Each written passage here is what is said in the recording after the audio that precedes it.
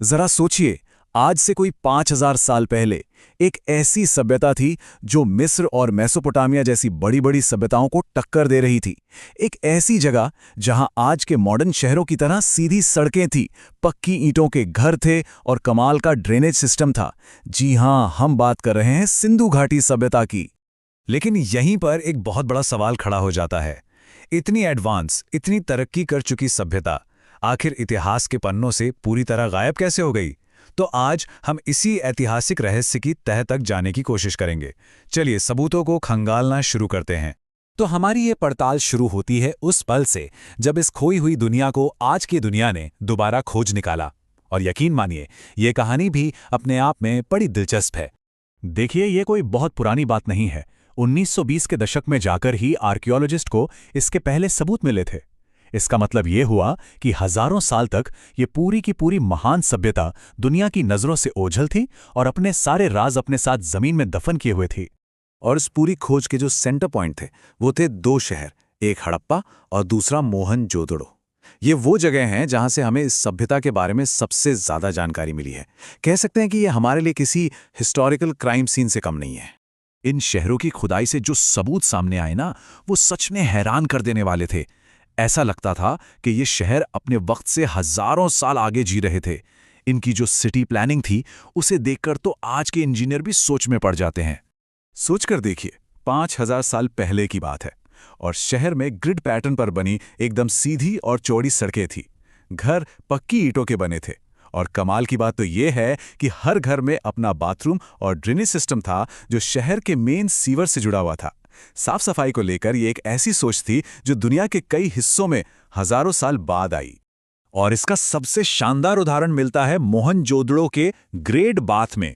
ये एक बहुत बड़ा पब्लिक स्विमिंग पूल जैसा था, जो ये दिखाता है कि वो लोग साफ सफाई और अपनी कम्युनिटी लाइफ को कितनी ज्यादा अहमियत देते थे।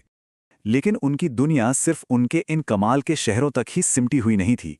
वो लोग बहुत ही कुशल व्यापारी भी थे।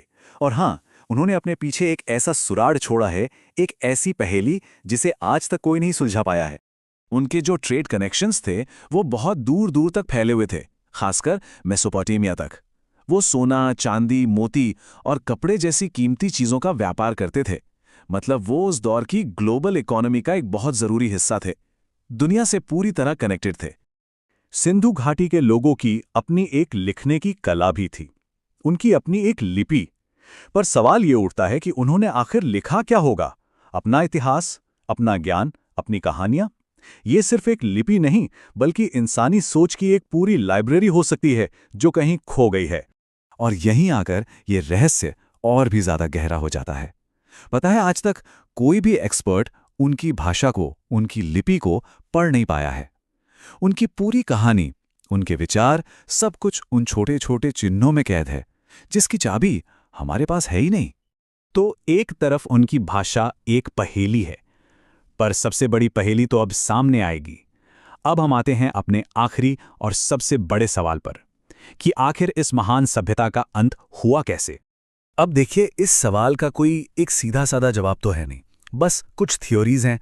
कुछ एक्सपर्ट्स का मानना है कि शायद नदियों ने अपना रास्ता बदल लिया, जिससे खेतीबाड़ी खत्म हो गई। कुछ कहते हैं कि कोई भयंकर बाढ़ आई होगी, या फिर क्लाइमेट चेंज ने सब कुछ तबाह कर दिया। एक थ्योरी ये भी है कि शायद लोग धीरे धीरे दूसरे इलाकों में चले गए।